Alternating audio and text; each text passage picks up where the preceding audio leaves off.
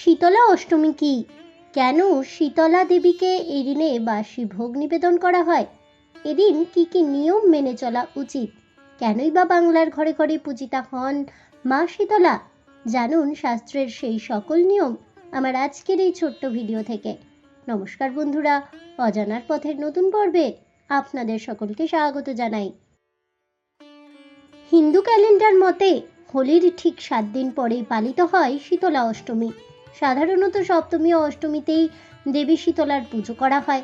তাছাড়া হিন্দু ধর্মে সব উৎসবেরই বিশেষ গুরুত্ব রয়েছে।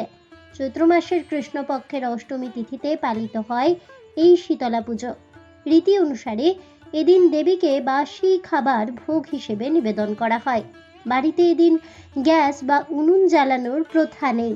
ক্যালেন্ডার অনুযায়ী চলতি বছরে এই শীতলা অষ্টমী পালিত হয়েছে আগামী 11 মার্চ 2026 তারিখে। আবহাওয়া পরিবর্তনের এই সময়টাতে নানান রোগবালাইতে আক্রান্ত হয় শিশু, বাচ্চা থেকে বড়রাও। এইসব অসুখ বিসুখ থেকে দূরে রাখতেই লৌকিক দেবী মা শীতলার পুজো করেন ভক্তেরা। পাশাপাশি বিশ্বাস করা হয় যে শীতলা দেবীর ব্রত উপবাস পালন করলে ঘরে সুখ শান্তি বজায় থাকে। না, শুধুমাত্র বাংলায় নয়, শীতলা অষ্টমী পালিত হয় উত্তরপ্রদেশ, রাজস্থান এবং গুজরাটেও। তবে অন্য নামে, সেখানে বাসৌদা পুজো নামেই খ্যাত মা শীতলার পুজো।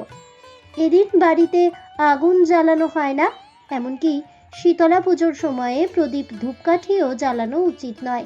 তাই আগের দিনে রান্না করা বাসি খাবার খাওয়া হয় এই দিন। অনেকে আবার পান্তাও খেয়ে থাকেন। এটি পেট ঠান্ডা রাখে বলেই মনে করা হয়।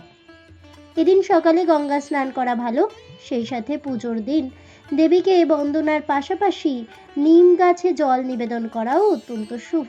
বিশ্বাস করা হয় মা শীতলার পুজো করলে গুটি বসন্ত, হাম, জ্বর ইত্যাদি রোগ থেকে মুক্তি পাওয়া যায়। এছাড়াও জীবনের নানান সংকট ও কষ্ট থেকে মুক্তি দেন মা শীতলা। মা শীতলার মূর্তিটি পর্যবেক্ষণ করলে দেখা যাবে তার হাতে রয়েছে ঝাঁটা ও কুলো, যা জঞ্জাল পরিষ্কার করার প্রতীক। আর সেই সাথে হাতে থাকা পাখা হলো শরীরকে শীতল রাখার প্রতীক। দেবী দুঃখ তাপে গরমের জ্বালায় থাকা মানুষজনকে পাখার বাতাসে শীতল করেন। আর কলসের শান্তি বাড়ি দিয়ে সংসারে শান্তি বজায় রাখেন। তার বাহন হলো গাধা। মনে করা হয় গাধা নির্বিবাদে বোঝা বয়ে নিয়ে চলে, তেমনি দেবী তার ভক্তদের বোঝা বয়ে নিয়ে যান। বলা ভালো, শাস্ত্রে শীতলা দেবীকে কল্যাণকারী আখ্যায় আখ্যায়িত করা হয়েছে। পার্বতীর আরেক রূপ হলো শীতলা। স্কন্দ পুরাণে শীতলার স্বরূপ ও তার ব্রতকথার উল্লেখ পাওয়া যায়।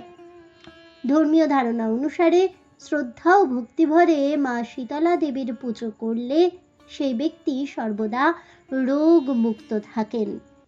আজ এ পর্যন্তই। তাহলে বন্ধুরা, আমার আজকের ভিডিওটি কেমন লাগলো অবশ্যই আমাকে কমেন্টে জানাবেন। ভিডিওটি ভালো লেগে থাকলে লাইক শেয়ার করতে ভুলবেন না। আমার চ্যানেলের নতুন বন্ধু হয়ে থাকলে চ্যানেলটিকে সাবস্ক্রাইব করে দেবেন। পাশে থাকা বেল বাটনটি প্রেস করে রাখবেন নতুন ভিডিওর নোটিফিকেশন পাওয়ার জন্য। ফিরে আসছি পরবর্তী ভিডিও নিয়ে। ততক্ষণ সবাই ভালো থাকুন, সুস্থ থাকুন আর অবশ্যই সঙ্গে থাকুন আর দেখতে থাকুন অজানার পথে।